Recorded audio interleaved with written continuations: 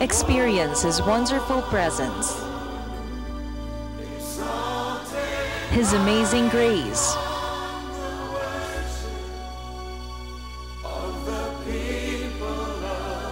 and witness God's miracle as His power manifests through His living Word.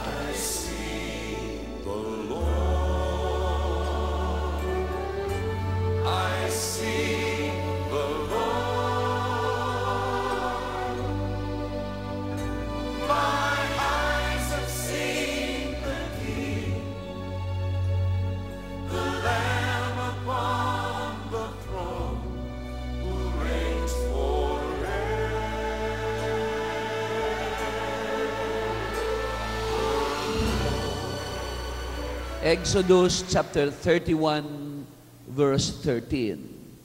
Exodus chapter 31, verse 13. Speak also to the children of Israel, saying, surely my Sabbaths you shall keep, for it is a sign between me and you throughout your generations, that you may know that I am the Lord who sanctifies you. Ang akin pong tatalakayin ngayon ay Jehovah Makadesh. Palakpakan nga po natin ang Panginoon. Pwede na po tayong maupo. Medyo mahaba-haba na po ang series natin tungkol po sa knowing God. At ito po ay amin talaga po na binibigyan ng pansin sapagkat gusto po talaga namin na makilala ng bawat isa po sa atin ang Diyos na naglikha po sa atin. Na sa mabuti kang kalagayan kung kilala mo ang iyong Diyos. Makakaiwas ka sa maraming mga negatibong mga bagay sa buhay. Makakaiwas ka maging sa mga failures sa buhay na ito kung kilala mo po ang Diyos. Kaya nga po, ang Diyos ay talagang nagpapakilala po siya sa atin. At tayo po ay mapalad na ang Diyos na ito, pinili niya na makilala po natin siya. Salamat po sa Panginoon. At ang mensahe na ito actually about knowing God or the progression of knowing God. Actually po, medyo matagal-tagal na ito ng konti sa puso ko. Sinulat ko lang sa isang tabi at alam ko po isang araw babalikan ko ito. Ngayon po ito ang panahon na kung saan ay pinili ng Panginoon na akin pong maituro sa inyo ang mga different names ng Diyos na ito sapagkat ayon nga po sa sinabi ko sa inyo noon na ang pangalan ng Diyos ay nagpapakilala sa atin sa isang bahagi po ng Diyos. Kaya nga po, hindi lang isang pangalan ang ibinigay niya sa atin. Different names ang ibinigay niya sa atin at nandito po lahat sa banal na kasulatan sapagkat po, hindi mo makikilala ang Diyos sa isang pangalan lamang. Kung isang pangalan lamang ang kilala mo sa Diyos, parang kawawa ka naman sapagkat very limited ang pagkakakilala mo sa ating Panginoon. As I have said before, sa mga previous po natin ng mga pag-aaral, na ang names of God ay nagpapakilala sa atin. God is revealing Himself. Some aspects of God are being revealed through His name. That's why mahalaga po ito. Natalakay na natin po yung Elohim, Yahweh, Jehovah Rapha, El Shaddai, Jehovah Nisi.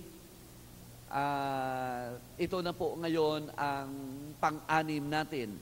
So anyway, ang akin pong na-prepare for today ay Jehovah Makadesh. Yung Makadesh ay M-apostrophe K-A-D-E-S-H. Makadesh. Ang Diyos po ay mayroon pong piniling bansa. Nang ang Diyos ay magdesisyon na kumilos po sa buhay ng tao after medyo mahaba-haba na panahon mula po sa kay Adam and Eve, ang Diyos po ay kumilos sa pamamagitan po ng isang pamilya at sa pamamagitan mo ng isang tao na walang iba kundi si Abraham. Mga around 2,000 years from Adam and Eve, ay ipinanganak po itong si Abraham. At sa kanya po nagmula ang lahi po ng Israel. At sa bayan na ito po ang bayan na kung saan po ay pinili ng Diyos para sa kanyang sarili. Actually, tinawag po silang the chosen people. Chosen to bring forth the salvation of the Lord to all mankind. That's why they were called the chosen people. Sa kanila magmumula ang Savior. Sa kanila magmumula ang gusto ng Diyos na gawin sa buong sanlibutan. So, tinawag po ito sila, God had set them apart. Ibig sabihin, ay ibinukod po sila ng Diyos of all nations na nandito po sa mundong ito ay siniparate po sila ng Panginoon at tinawag po silang a kingdom of priests and a holy nation. Sila po ay naging very special treasure to God.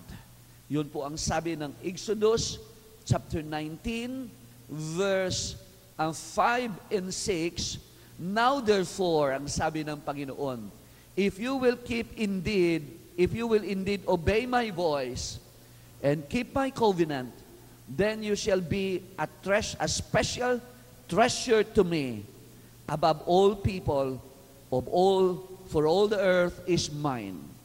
And you shall be to me a kingdom of priests and a holy nation. These are the words which you shall speak to the children of Israel. Pag sinabi pong a kingdom of priests, ang ibig sabihin po nito, kasi po sa lumang tipan, ang pwede lang po lumapit sa Diyos. Ang binigyan lang ng Diyos ng pahintulot na makapaglingkod sa Kanya doon po sa tabernacle ay walang iba po kundi ang mga pari lamang. I'm talking of the Old Testament, hindi po ang New Testament. Okay? Sapagkat sa ating panahon, ay iba naman po ang mga pari ngayon sa ating kapanahunan. Okay? But I'm talking of the Old Testament priest. Ang Old Testament priest po, they were the only ones allowed by the Lord to minister before Him and to enjoy God's presence. What a special privilege. Hallelujah. Amen po ba? What a special privilege that you can come before God, hallelujah, and minister to Him and enjoy the glorious presence of God Almighty. Sila lang po ang binigyan ng Diyos ng pagkakataon. But the Lord here is telling us, according to Exodus chapter 19, verse 5 and 6, ang layunin talaga po ng Panginoon was not only for the tribe of Levi. Ang tribe of Levi, dito po nagmula ang mga kaparian sa lumang tipan. But ang puso talaga po ng Diyos, He wants that the whole nation of Israel will come before Him and minister to Him. And He spoke of this. He said, you will be a kingdom of priests and a holy nation. Napakaganda naman. May hangod sa puso ko po ang sinasabi ko po sa inyo.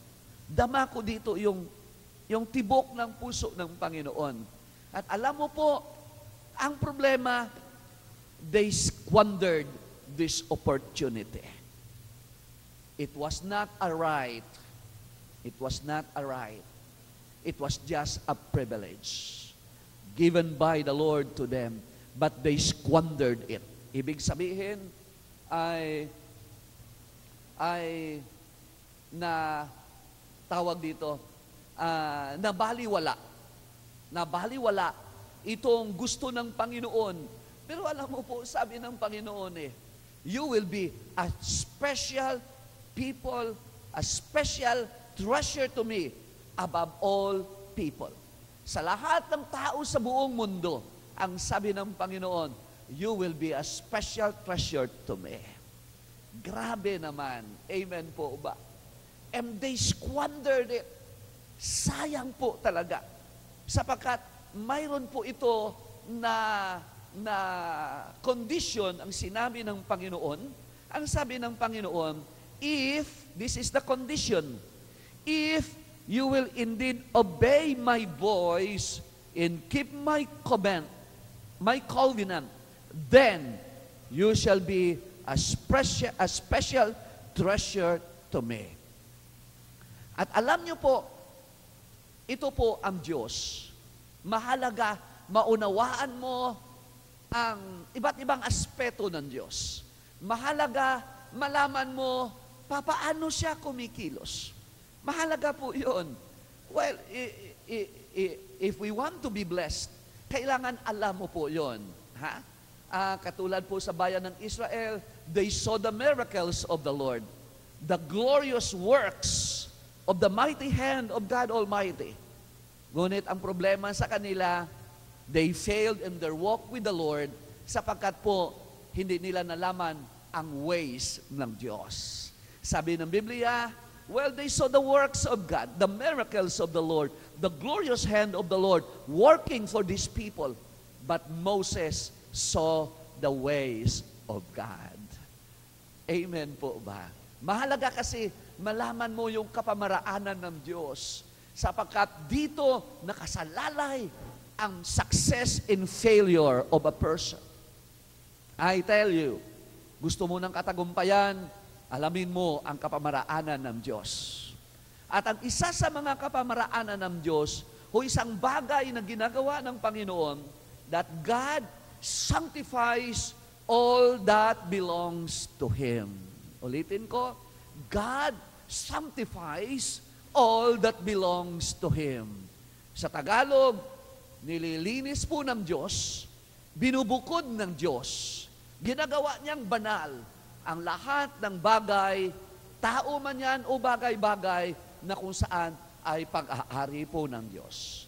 Ugali po ito ng Panginoon, mga kapatid.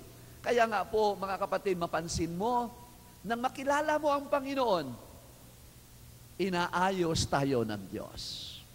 Amen po ba? Marumi ang buhay natin dati, aywan ko sa inyo, baka napakalinis ng buhay ninyo.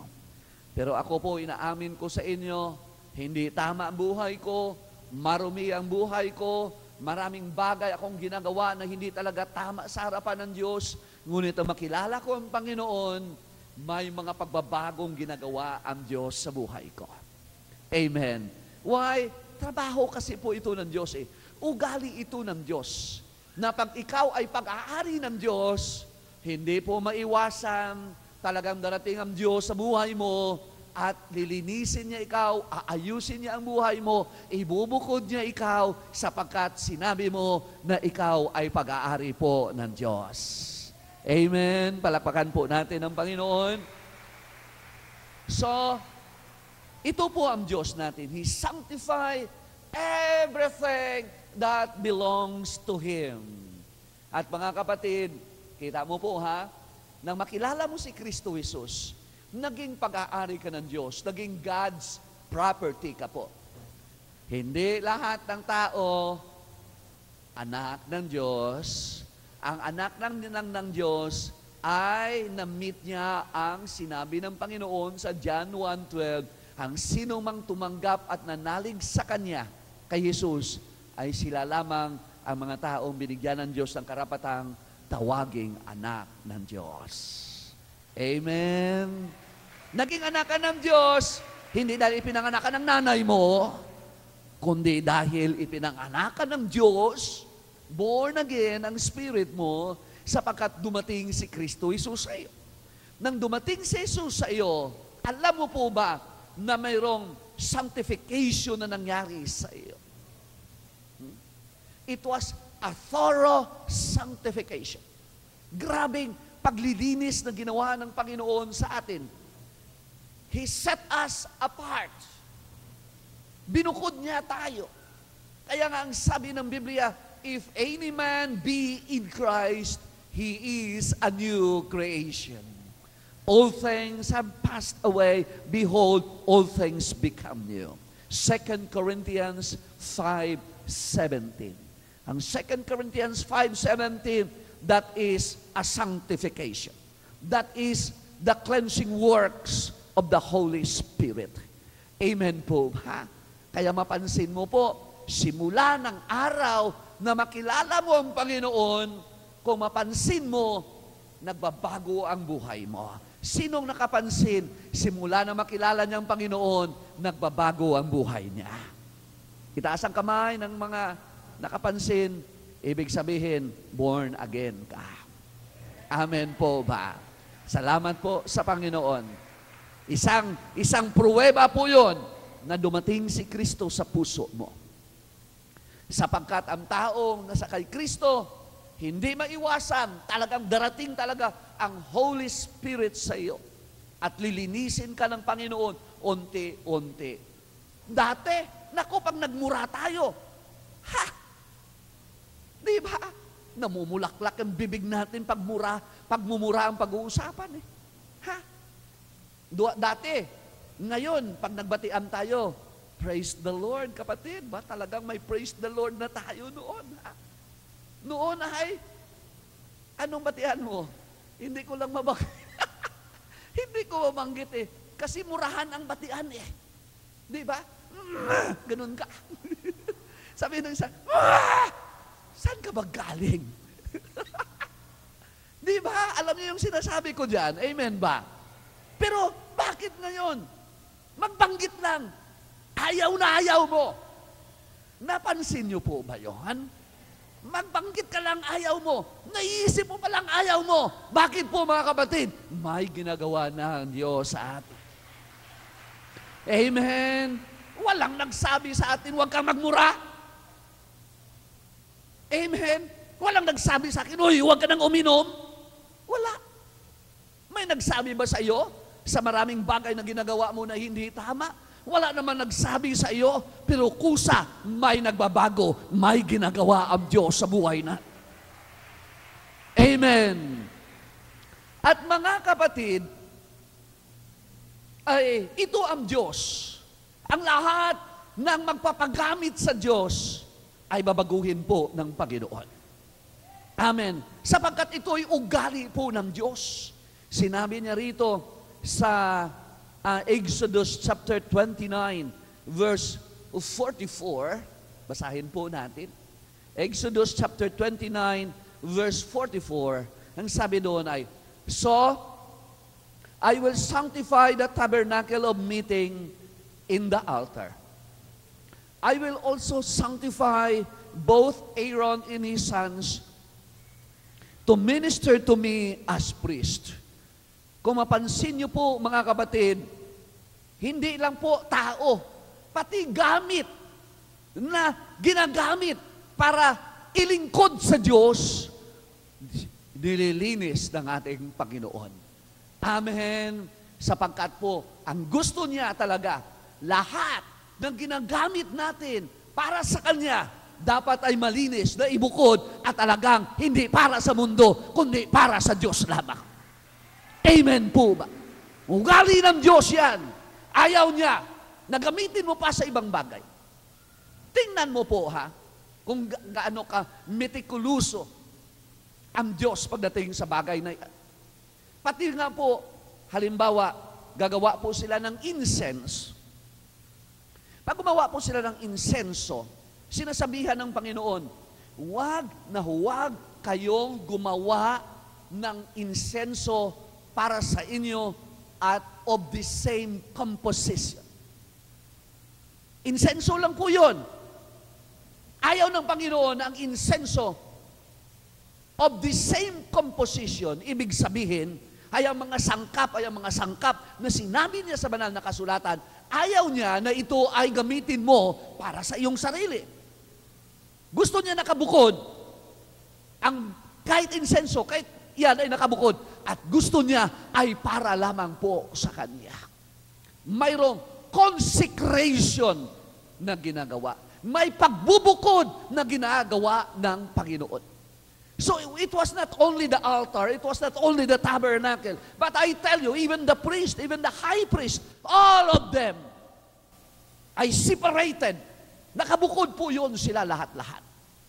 And actually, it was not only the priest, it was not only the tabernacle and everything in which they have been using for the Lord ay gusto ng Panginoon nakabukod. And actually, ang gusto ng Panginoon, the whole nation itself.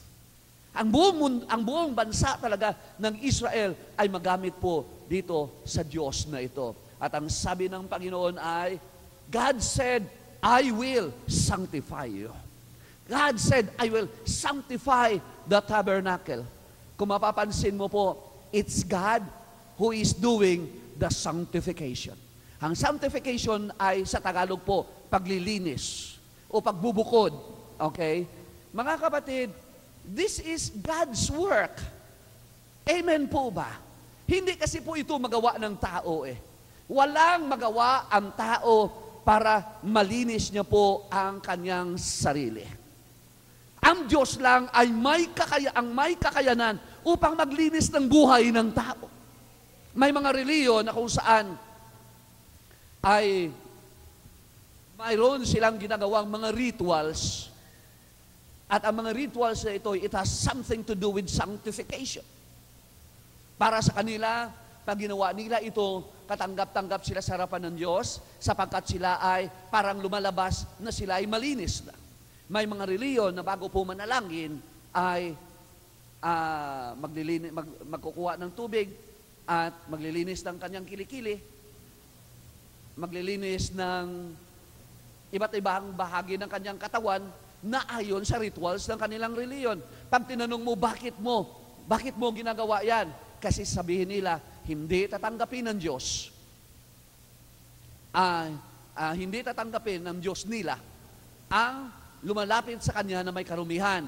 So, parang symbolic daw yon, yung pagkuha nila ng tubig at paglalagay-lagay nila sa kanilang mga sarili nito. Ito po ay symbolism ng ibig sabihin, malinis na sila at pwede na silang lumapit sa Diyos.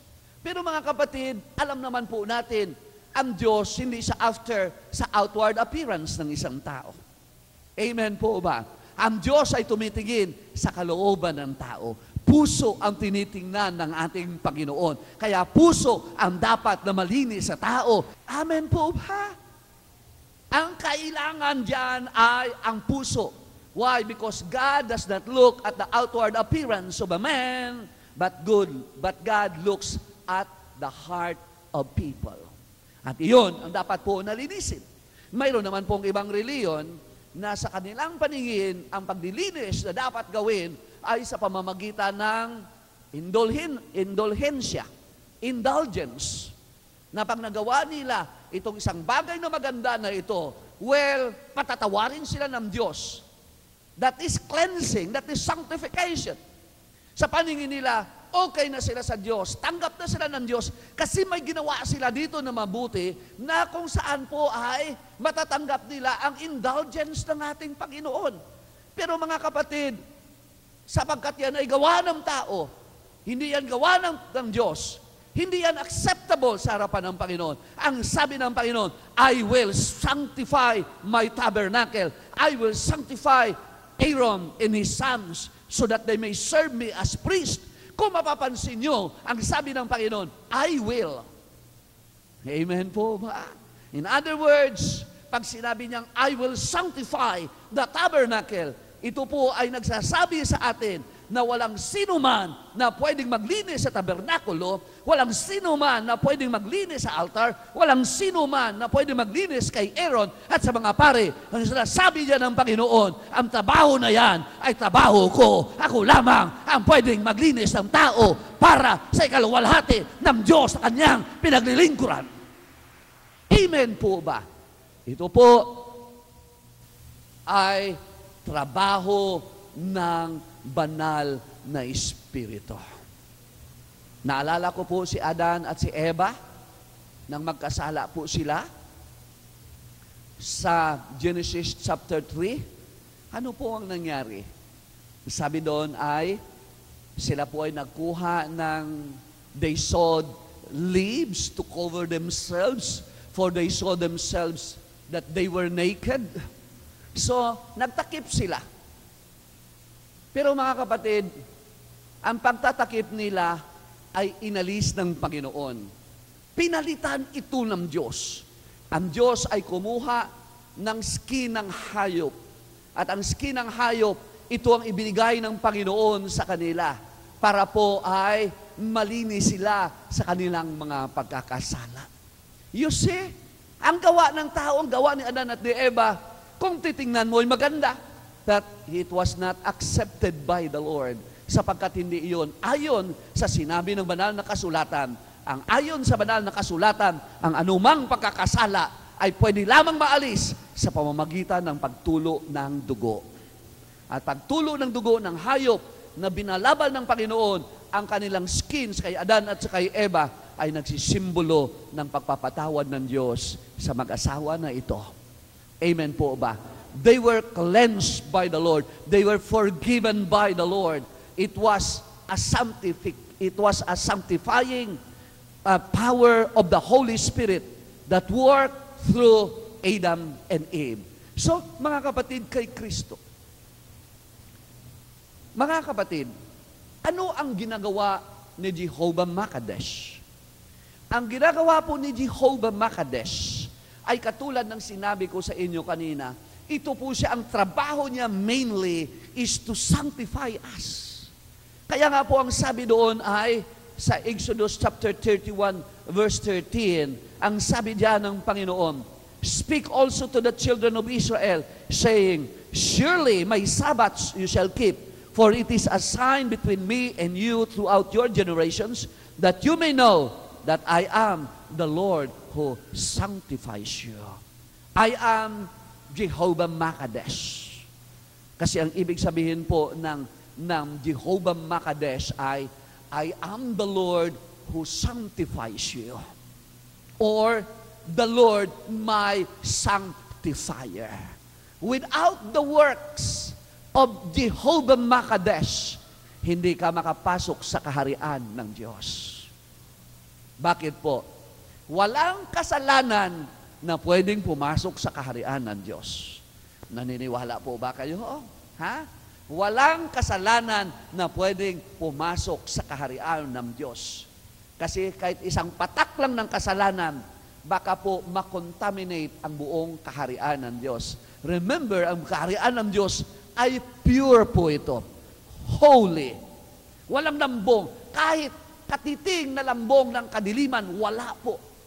So, that's why, nang makilala mo ang Panginoon, si Jehovah Makadesh nagsisimula kaagad na kumilos sa buhay natin. Iyon ang nakita mo na kung bakit nang makilala mo ang Panginoon dati, dami nating mga ugali na ang papangit na mga ugali. Sa totoo lang, walang cute dito na ugali sa atin. Lahat dito ay acute ang ugali natin. Pangit na mga ugali. Sa totoo lang. Nag-aral man o hindi nag-aral, pare-pareho lang naman po yun eh. Kasi wala namang pag-aaral sa loob ng eskwelahan na kung saan ay pwedeng mag-ayos ng puso ng tao. Naniniwala kayo sa akin? Kung mapansin mo, dito sa atin sa bansa natin, marami naman ang mga nag-aral. Tinuruan naman sa loob ng paaralan, ang pagnanakaw ay mali. Sabi niya ng bata pa sa, yes ma'am. Pero anong nangyari? Nang umupo sa pwesto sa gobyerno, ay nako talaga naman. Halos lahat pwedeng nakawin. Ha? Mga nag-aral yan. Hindi ko sinasabing lahat ng politiko ay magnanakaw. Pero marami talaga, sa totoo lang. Pero nag-aral ang mga taong ito. Bakit nangyayari ang ganyan? Mga kapatid, sapagkat ang pag-aaral ay mabuti. Walang problema. We encourage you na patapusin ang inyong mga anak. Kaya lang po, mga kapatid, ang pag-aaral, although mabuti, hindi po nakakapigil sa pagkakasala ng tao, sapagkat ito ay trabaho na ng Diyos. Amen po ba? Nang dumating ang Panginoon sa buhay natin, grabe ang ginawa talaga ng Diyos sa atin. Amen ba? Grabing overhauling ang ginawa ng Panginoon sa atin. Halos walang natira eh. Puros bulok ang laman ng kaloob-looban natin. Kaya pag sinabi ng iba, bulok buhay mo, sabihin mo sa kanya, same to you. Ha? Pare-pareho lang yan, sa totoo lang. Kaya lang ang iba, medyo finish lang pag kumilos. Pag sinabing medyo finish, parang hindi masyadong halata. Pero sa totoo lang, bulok din ang puso niyan. Maliban ang tao ay makasumpong kay Kristo. Sapagkat pag nakatao ay nakasumpong kay Kristo, ang sabi ng banal na kasulatan, may pagbabagong ginagawa ang Diyos sa buhay niya. Si Jehovah Makadesh ay nagsisimulang kumilos sa buhay ng isang tao.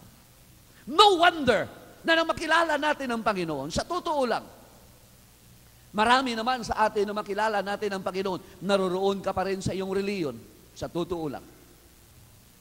Pero kahit nandoon ka pa rin sa reliyon mo, alam mo, ang mga reliyon na yan ay maraming mga reliyon na mali. Pero kahit may mga mali ang reliyon mo, ngunit nandoon ka pa rin sa reliyon mo, ngunit dumating na ang Panginoon sa buhay mo, kung mapansin mo, nagbabago pa rin ang buhay mo. Amen po ba?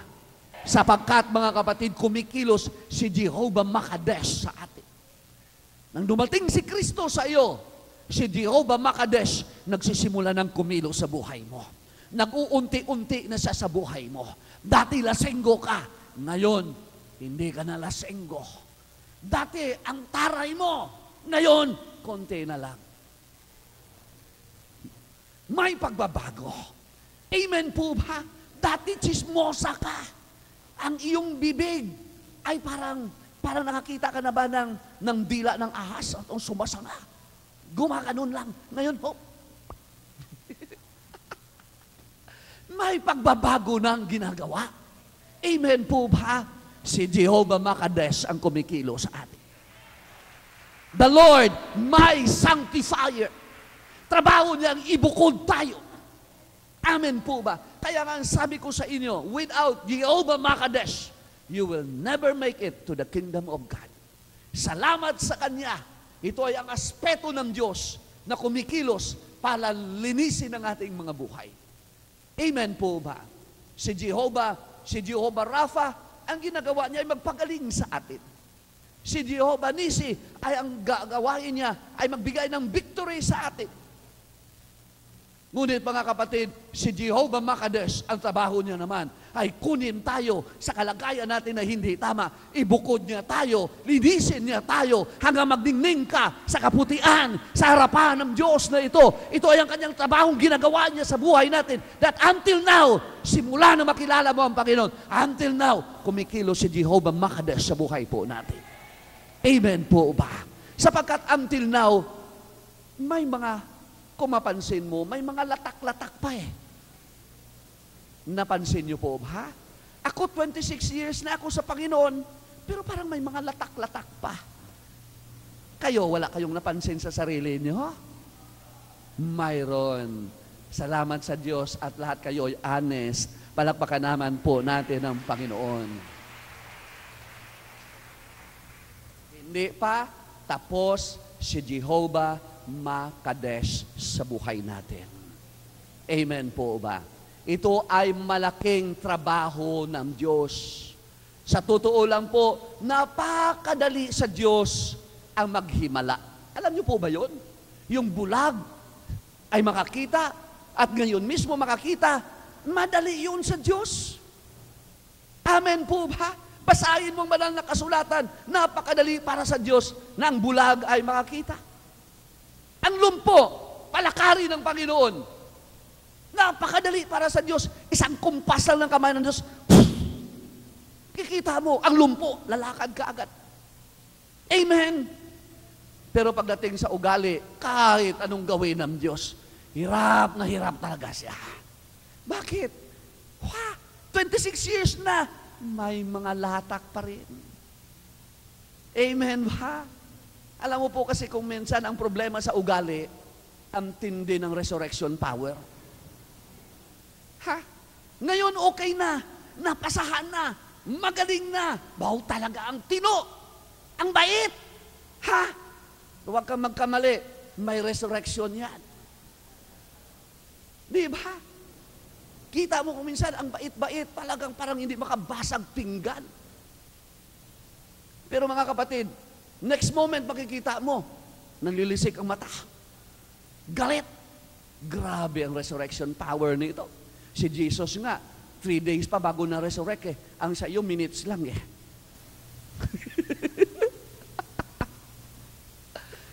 Minutes lang. Ha? Umaangil na, galit na. Hindi lang nakita ang isang bagay, nagtatapon na kung ano-ano mga pinagtatapon. Ha? Laking trabaho ni Jehovah Mahakades sa atin. Salamat naman sa Diyos, pasensyoso masyado ang Diyos natin. Palakpakan po natin ang atin pong Panginoon. So, mga kapatid, kaya lang, kung mapapansin nyo po, may napansin ako dito. May napansin ba kayo sa Exodus chapter 31 verse 13? Ha? Ako may napansin ako dito. At itong napansin ko dito, abay, nahirapan ako. Tagal kong mineditate po ito. Tinalapit ko sa Diyos. Tinatanong ko ang Panginoon, Panginoon, ano ini? Ano yon? Ito, basahin nyo.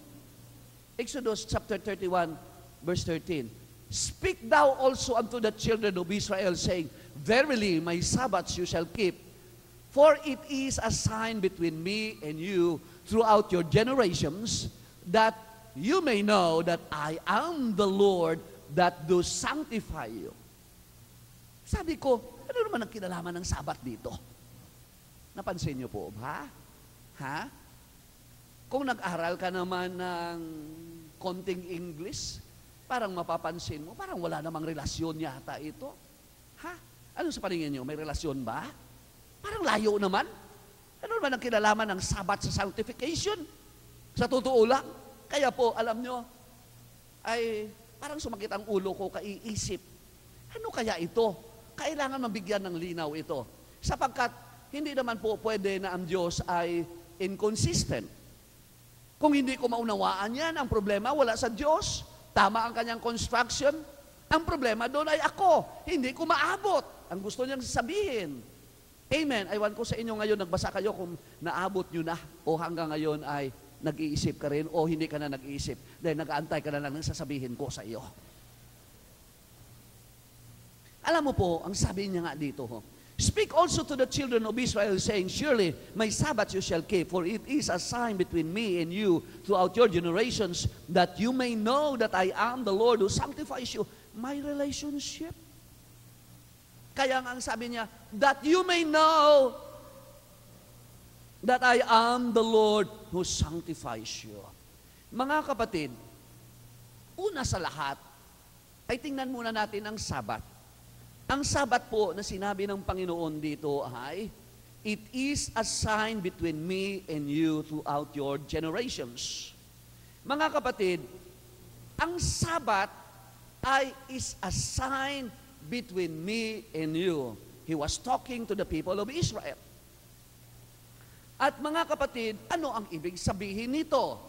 Mga kapatid, nakita ko ay ang Sabat kasi po, the only nation that observed Sabbaths is Israel. Amen po ba? Sila lang po. So, sinasabihan sila ng Panginoon that they must keep the Sabbath. In other words, as they keep the Sabbath, remember po, lahat ng bansa sa buong mundo, hindi nag-observe ng Sabbath except for Israel. So, as they observe the Sabbath, as they keep the Sabbath, mga kapatid, while doing this, they remind themselves about the God who revealed Himself to them and about the God who spoke about the Sabbath, na ito ay dapat nilang gawin sapagkat this Sabbath is a sign between God and His people. As they do and as they keep the Sabbath, naaalala nila ang Diyos. Remember po, Ang tao forgetful. And we need something or someone to remind us. And God's reminder of them is Sabbath. Something tangible. Amen. Not just in their mind, kundi isang bagay na ginagawa ng buong bansa. At pag ginawa ng buong bansa na yon, nalalaman nila, iba sila sa lahat ng bansa. Sapagkat sila lang ang mga kapatid ang nag-o-observe ng Sabbath. So they are reminded about God. And they are reminded as they are being reminded of the Sabbath. At the same time, they are being reminded by the Sabbath that they are a special people to God, a special treasure to God. And because of this, God tells them that I am the Lord that sanctifies you. I am the Lord who sanctifies you. Tingnan niyo po ha. Sabi niya, surely my Sabbaths you shall keep, for it is a sign between me and you throughout your generations, that you may know that I am the Lord who sanctifies you. Every time ino-observe ang Sabbath, naaalala nila ang Diyos ang siyang bumukod sa kanila sa karamihan ng bansa sa buong mundo. Because sanctification here is pagbubukod. It was not just cleansing, kundi ito ay pagbubukod na ibinukod sila ng Diyos sa karamihan ng tao sa buong mundo. Sila lang ang ibinukod ng Diyos at tinawag na special treasure of the Lord. So as they keep the Sabbath, dumarating sa puso nila, it was God who sanctifies us. It was God who put us aside, or no, not put us aside, but it was God who set us apart. Amen po ba? Na tayo ay ibinukod ng Diyos. So mga kapatid, in other words, Sabbath was not just all about rest. Sabbath was not all about rest. But at the same time, according to this verse, Sabbath is also a sign between God and His people. Amen po ba? A reminder that the Lord is their sanctifier and that His name is Yahweh Makadesh. Palakpakan po natin ang Panginoon. God wants His people to bear in mind that they are a people set apart for God. Amen po ba? You are set apart for God. Lahat po tayo na tumatawag sa pangalan ng Panginoon. That they are a sanctified people. Na sila ang bayan na nilinis ng Diyos. In that they have been made holy by Yahweh Makadesh. That they are different compared to all the nations of the world. That God was their sanctifier. I am the Lord who sanctifies you. Amen po ba? Mga kapatid, ang trabaho na ito ni Jehovah Makadesh is to cleanse us.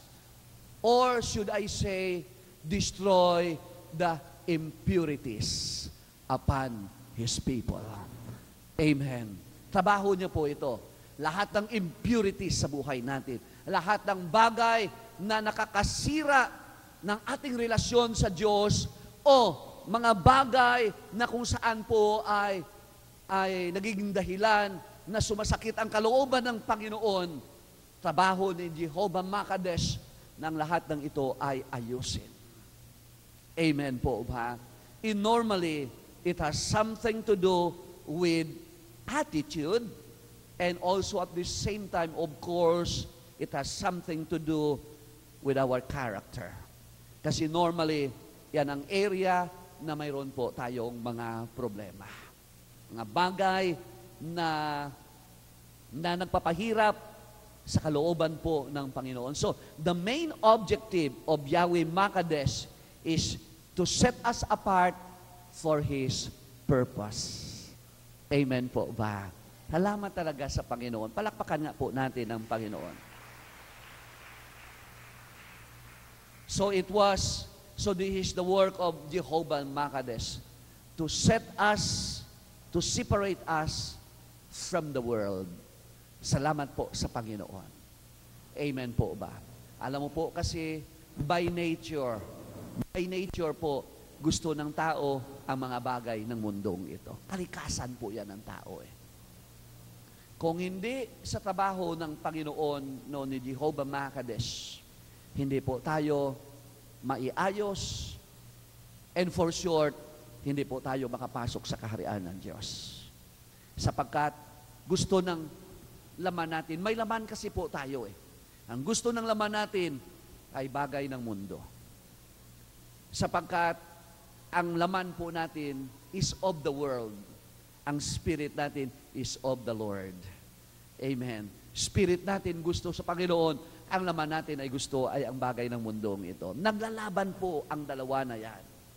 Until now, tagal mo nang na-born again, alam mo, naiintindihan mo ang aking sinasabi. Naglalaban talaga po ang dalawa na yan. Naghihilahan kung sino talaga ang matibay at ang malakas.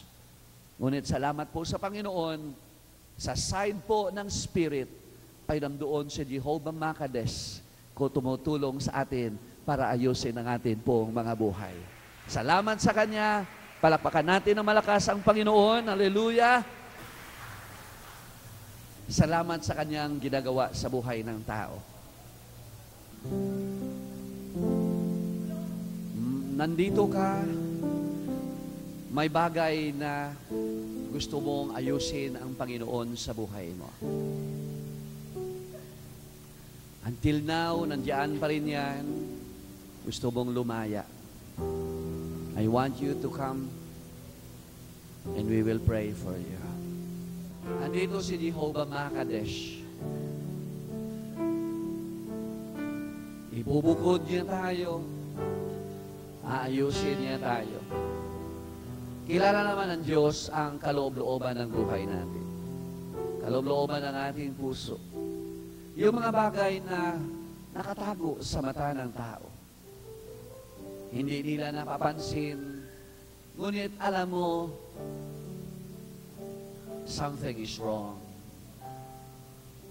Perhaps, may mga struggle ka sa isang area na ulit ng ulit, lagi kang natatalo. And you want God to cleanse you tonight. You want God to touch you. You want to be delivered. You want to be cleansed. Gusto mo ng Panginoon ay kumilos sa buhay mo. May gagawin po ang Diyos sa buhay natin. Basta gusto lang po natin, yan lang naman ang hinihingi ng Panginoon. Ang hinihingi lang ng Diyos sa atin, marunong lang tayong magpakumbaba sa Kanya. Kahit naman gaano katindi ang bagay na yon, kaya yan ng Diyos. Bagay na napapahirap sa iyong damdamin. Alam mo, ang Diyos lamang ang pwedeng kumilos sa iyo sa area na ito. Alam mo, ang Panginoon lamang ang makapagbigay ng kalayaan sa iyo. Yan man ay sa area ng kahalayan, sa area ng sakit ng damdamin, sa area ng bisyo, sa area na kung saan, basta alam mo, it's wrong before God. Bigay mo sa kamay ng Diyos sa oras na ito. Hayaan mo si Jehovah Makadesh ay kumilos sa buhay mo. Hayaan mo ang kapangyarihan ng Espiritu ng Diyos ay kumilos sa iyo sa oras na ito. Panginoon, dinadalangin ko ang bawat isa. Kami, Panginoon, ay naniniwala sa kamay ng Diyos sa kikilos. Sinasaway namin ang kaaway na nagpapahirap sa aming mga kapatiran. Sa larangan na kung saan ay mali, ngunit paulit-ulit, kilos ka sa kanila, Panginoon. Salamat sa gagawin mo sa kanila.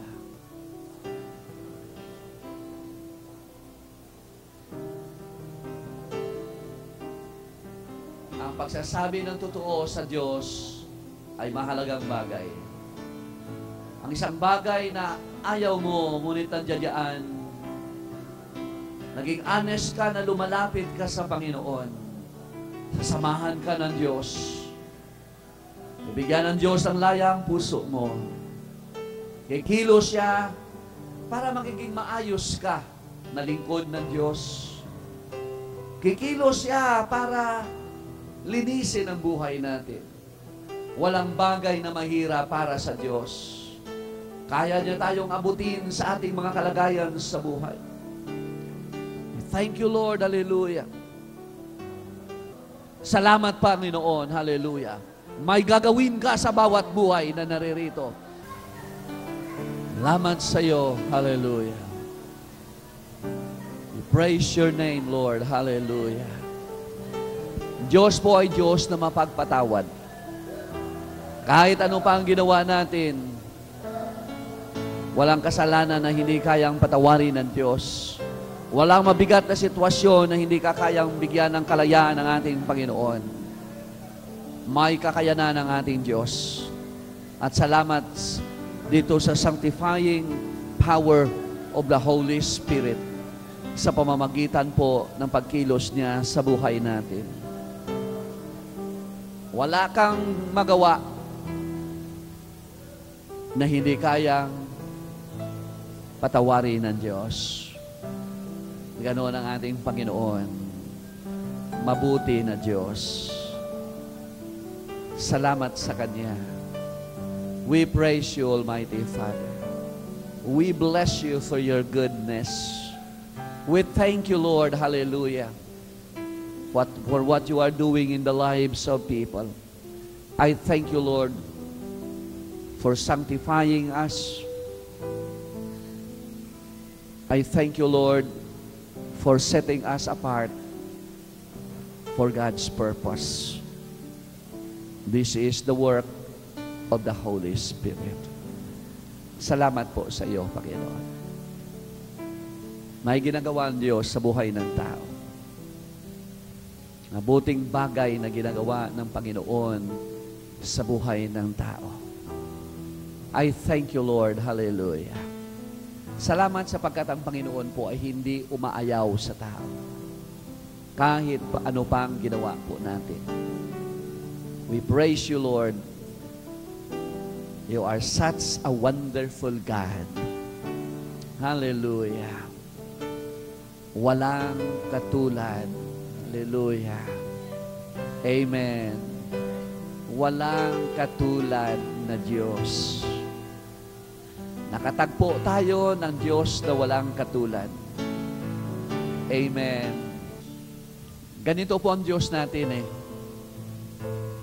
Nakakalunod ang Kanyang kabutihan. Amen. Malulunod ka sa Kanyang pagmamahal, malulunod ka sa Kanyang kabutihan. Nang magagawa mo na lamang ay lumapit sa Kanyang harapan, humingi ng tawad, at magdesisyon na mamuhay ng maayos sa Kanyang harapan. Amen. Wala kang marinig na sumbat. Hindi mo siya marinig na pinapagalitan ka. Nandyan lang siya. Handang magpatawad lagi. Amen. Jehovah Makadesh. Amen. Amen. Salamat sa Kanya. All things are passed away. Behold, all things become new. Sa Tagalog, ang sabi niya doon, ang sino man na nasa kay Kristo Jesus, siya ay bago ng nilalang. Wala na ang nakalipas. At sa nakalipas na yon, wala na ang dati nating mga kasalanan. Kung marumi man tayo dati, nang dumating si Kristo sa atin, binigyan niya tayo ng isang panibagong buhay. Isang buhay na wala na yung mga nakalipas na mga kasalanan. It's all remitted. Lahat ay pinatawad ng Diyos. Amen. ang tindi ng ginawa ni Kristo sa atin. Nakilala ko ang Panginoon at the age of 33. Dami kong ginawa na kalokohan sa buhay na ito. Mula nang tubuan ako ng tamang kaisipan, age of accountability, hanggang at the age of 33, dami kong ginawa na hindi tama. Pero nang dumating si Kristo sa akin, sa buhay ko, at the age of 33, lahat ng aking nakasalanan sa nakalipas, binura lahat ng ating Panginoon. Amen. If any man be in Christ, he is a new creation. Bagong nilalang. Hindi ka renewed creation. You are a brand new being before God. Para bagang wala kang nakalipas. Para kang isang bagong sanggol na walang nakaraan. Ganon ang effect ni Kristo sa buhay ng tao. At ito po ang sinabi ng Biblia, 2 Corinthians 5:17.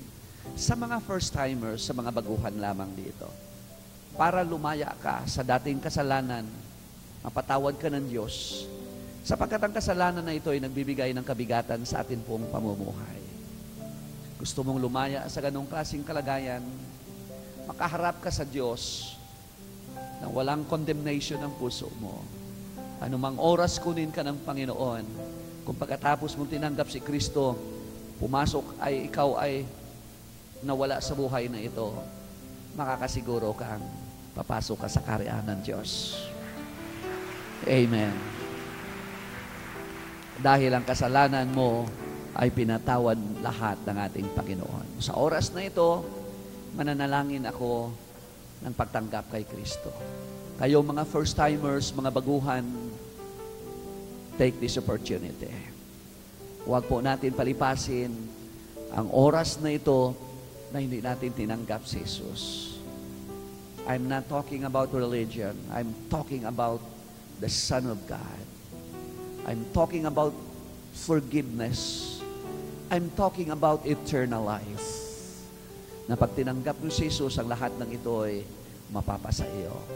Close your eyes. Follow me with this short prayer. Sabihin mo, Panginoong Jesus, gusto ko ang iyong kapatawaran. Alok mo sa akin dahil sa ginawa mo sa krus ng Kalbaryo para sa aking mga pagkakasala.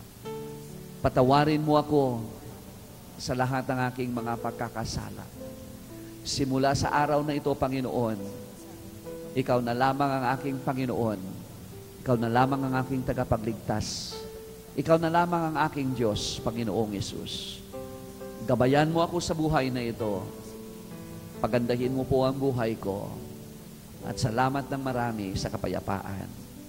In Jesus' name, amen and amen.